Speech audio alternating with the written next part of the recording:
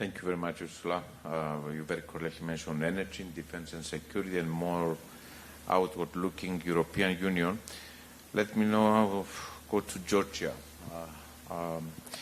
Italy has often underlined, and I fully agree with this approach, that the strategic importance of the Mediterranean and the greater Middle East, promoting what we say as 360 degrees approach between the eastern and the southern flanks, but also to different kind of common challenges. One common challenge that we have is migration. So in today's very complex international environment, how can European countries like Italy better address possible increase on migratory pressures? We have the crisis now in the Middle East, so migration is there. Taking also into account the nexus between migration, stability, and security in Europe. Okay, thank you very much, Nikos. Good morning, colleagues, and thank you very much, Prime Minister Pashinyan, for this fantastic organization. Well, we are speaking today about a polycrisis, okay? But what does it mean, polycrisis? I mean, I think it is not simply that we are facing lots of crises together. That's it. The problem is all those crises are related one to the other and feed one the other. And I think it is very important we understand that also to face the fact that we cannot simply take care of one or two facets of this crisis, but we have to tackle them all. And I will use exactly, for Nikos was asking about migration, the example of migration. Obviously, we know that uncontrolled migration flows put citizens' security under pressure, and when exploited as a hybrid threat, even the stability of the states. But it's not all. It also affects economy, straining public resources and impacting on labor market. It weakens competitiveness. This weakens competitiveness by increasing uncertainty and social tensions.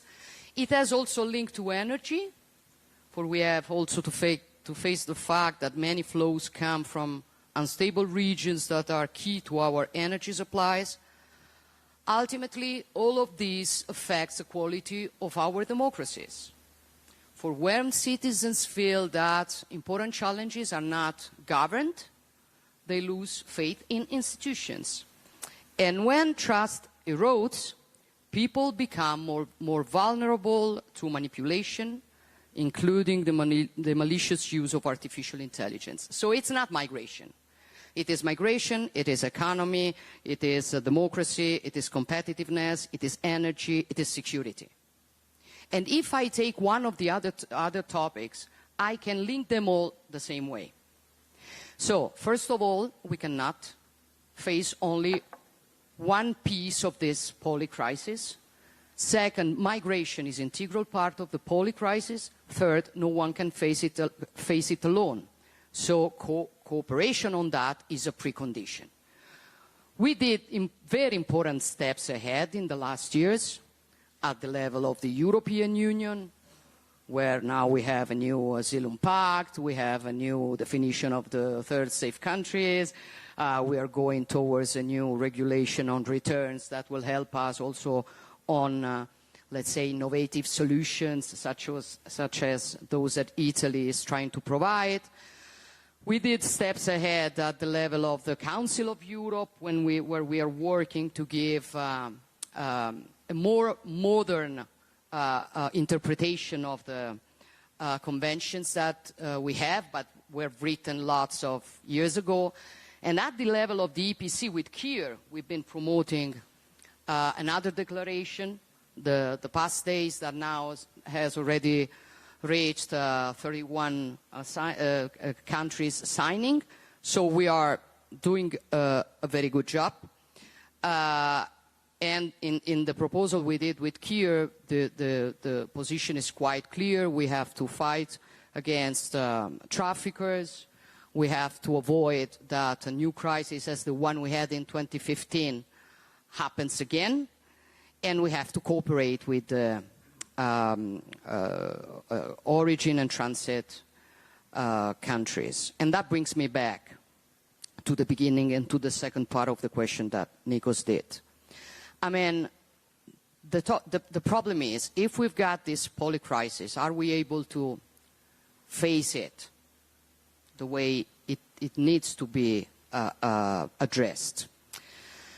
My idea is that at the level of the European Union, for example, in recent years we have shown our ability to respond to emergencies. We did it with the pandemic crisis, we did it with Ukraine. But I also think now we have to step up our game. That means to pass from our capacity to react to our capacity to anticipate. That means we have to focus much more on our strategy in the long term, and this kind of discussions are very useful for that.